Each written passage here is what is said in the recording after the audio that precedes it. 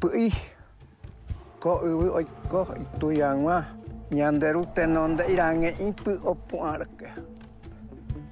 Nyanderu tenonde jaya nyanderu tenonde gua jaya nyande kur hai irange opua.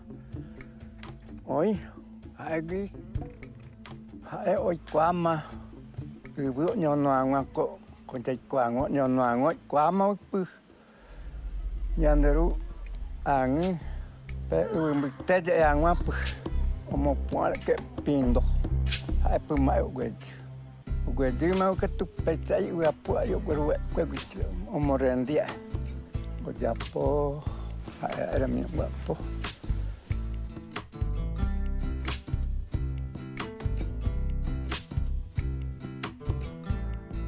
Dentro de la cosmología guaraní, la selva está poblada de espíritus.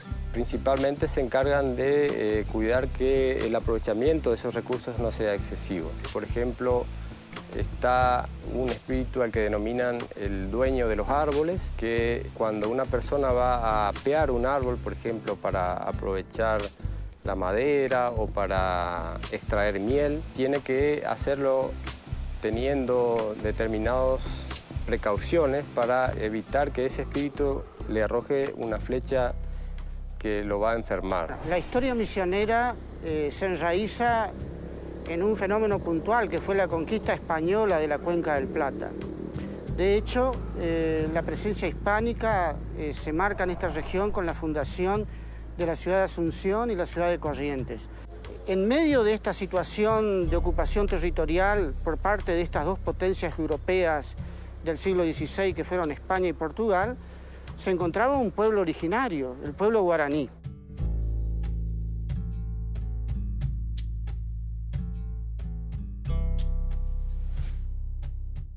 Los hijos de San Ignacio de Loyola llegan por orden del rey y traen dos armas no conocidas hasta entonces como tales, que son la palabra y la música. Ellos entran al alma mística del guaraní y se produce un proceso muy interesante.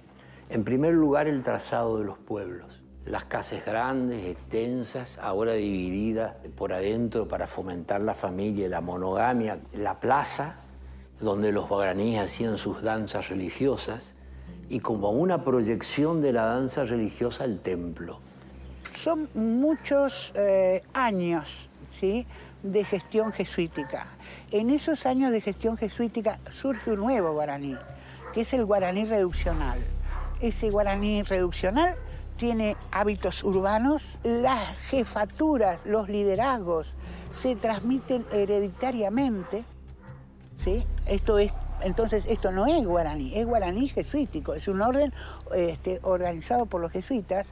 De esa élite tenemos algunos que saben leer y escribir en guaraní, en castellano y en latín, ¿sí? Pensemos en un orden colonial donde lo que impera es el analfabetismo. Había una larga historia entre Portugal y las misiones. Los bandeirantes durante años se enriquecieron cazando indios que estaban todos juntos y se los llevaban para comerciar en el comercio de esclavos internacional. Entonces ahí se levantan todos los indios misioneros y se vienen a colocar frente a Artigas y a favor de Artigas, a disposición de Artigas. Es de pensar que entre ellos iba Andresito. Artigas ordena a Andresito tomar Corrientes. Andresito se enfrenta en lo que se llamó la batalla de Loma Cacatí. A pesar de ser derrotado en esta batalla, hace un gran rodeo a las tropas de Corrientes, entra por Saladas, destruye a las pequeñas fuerzas que estaban ahí y ocupa Corrientes.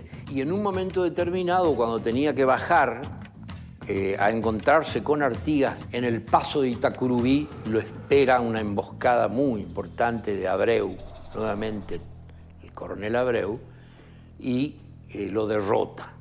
Cuando él está haciendo una jangada con unos indios para cruzar el río Uruguay, porque él da la orden de encontrarse nuevamente del otro lado, un sargento lo apunta con un grupo de soldados y lo llevan detenido.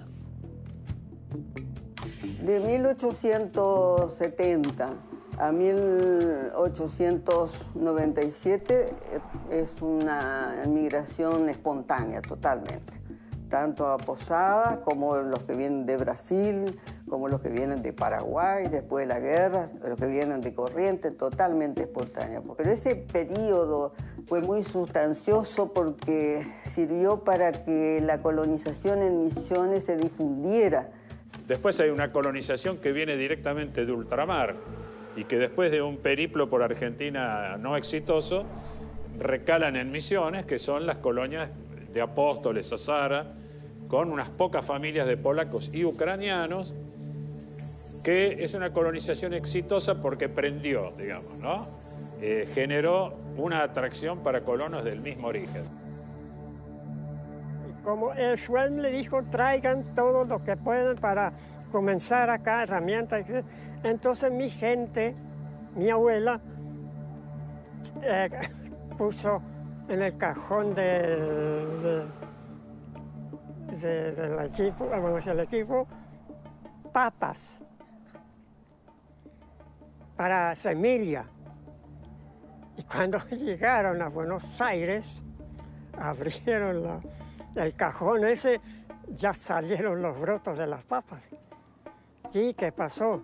Y lo metió dentro de la ropa de cama, la sábana. Tuvieron que tirar todo esto porque estaba todo podrido. Es muy interesante señalar que la primera década del siglo XX coincide con los intentos de explotación de la yerba mate, o sea, la reproducción de la yerba mate, porque se estaban acabando los yerbales naturales. Por lo tanto, había que buscar el método, y en este sentido Carlos Thais es quien desempeñó un papel muy importante. Es el que ayudó, digamos, a poder reproducir esas plantitas de yerba. 1905 comienza a plantarse, a obtenerse los primeros plantines en la zona de San Ignacio, y en 1911 va a ser la primera producción yerbatera.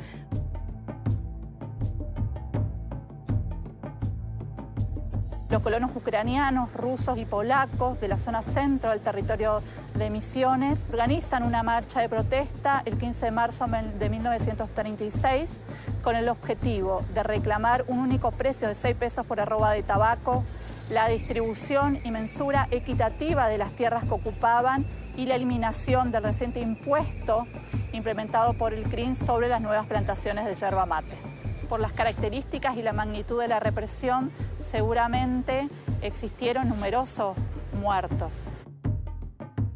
Teníamos las condiciones económicas, sociales, culturales, etc. Pero ¿qué pasa? El territorio dependía de la nación. Entonces, los recursos, digamos, que Misiones aportaba, no quedaban en Misiones, iban a la nación. Y había muchos intereses de juego que trataban de que se mantuviera el estatus de territorio nacional. El Partido Peronista, por ejemplo, irrumpe con fuerza en el momento en que, en el año 53, 54, cuando Misiones se convierte en provincia. Entonces, al convertirse en provincia, al cambiar de estatus, no solamente cambia de estatus honoríficamente, sino que cambia de estatus administrativamente. Cuando cae el peronismo en 1955, la Convención Constituyente va a tener otra integración, radicales, socialistas, demócratas, pero no el peronismo. El peronismo va a estar proscripto. En esa convención marca una acción muy importante de quien va a ser después el gobernador de la provincia de Misiones, que es don Mario Lozada. Mario Lozada va a sancionar la Constitución que nos rige hoy, con algunas modificaciones. Yo era responsable provincial del Movimiento Real Cristiano y me tocó a mí hablar con Monseñor Kemmerer, que era el obispo de la diócesis, para proponerle la formación de un gremio. Y grande fue mi sorpresa cuando Kemmerer me dijo que no había problemas. El primer reclamo que tenemos como organización cuando nace el MAM el 28 de agosto del 71 fue 3.000 productores frente a la cooperativa agrícola Noverá. Entonces el reclamo puntual de la primera manifestación fue un atraso de la yerba mate del 65 al 71 tenemos 6 años. 6 años no nos pagaron el 30% del precio. Veníamos de una serie de hechos, ¿no? Bueno, el asesinato de mi padre en diciembre del 72, la muerte de Irrazábal Leró el 30 de noviembre del año 73, a los 6 meses, el 1 de julio del 74, muerte de Perón, era como una sumatoria de hechos trágicos. La dictadura en Misiones impactó fuertemente sobre el movimiento agrario, sobre las ligas agrarias, sobre los estudiantes secundarios, que era la militancia se daba a través de la Unión de Estudiantes Secundarios. Teníamos que entender que era esto de que con vida lo llevaron y siguen hasta la actualidad en calidad de desaparecidos, ¿no? El cambio fundamental de Misiones frente al Mercosur fue un cambio de estado de ánimo. De pronto pasar de ser una provincia marginal a una provincia que tiene la posibilidad de convertirse en una parte del centro de una región donde la integración tiene la característica de que los pueblos están en contacto. Es interesante ver qué ir y venir que hay de los 3 pueblos y sobre todo los indígenas, que para ellos es todo lo mismo. No hay Paraguay, Argentina, Brasil. Para ellos todo esto acá es una tierra que Dios puso a disposición del ser humano sin fronteras. No hay fronteras.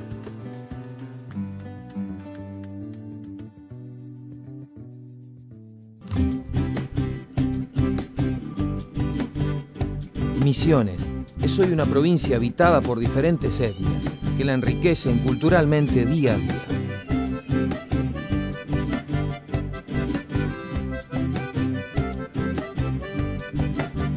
Su impactante naturaleza, como las cataratas del Iguazú, declaradas una de las maravillas del mundo y patrimonio de la humanidad.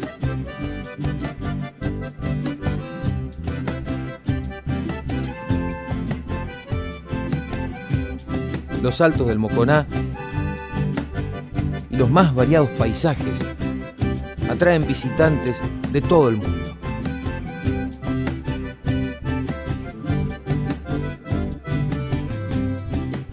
Profundizando en el camino de la integración como condición fundamental para su desarrollo, exhibe orgullosa sus ferias y mercados que ayudan a la inserción social y económica y augura la tan deseada soberanía alimentaria.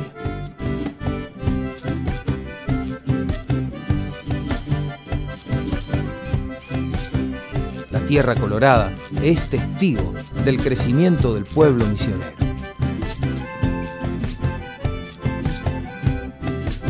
Se ha hecho mucho a lo largo de su agitada historia y queda mucho por hacer.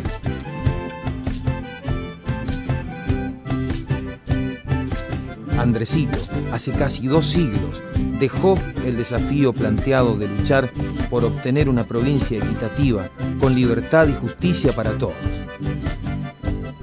Hoy podemos ver a un pueblo en marcha, dispuesto a aceptar ese compromiso.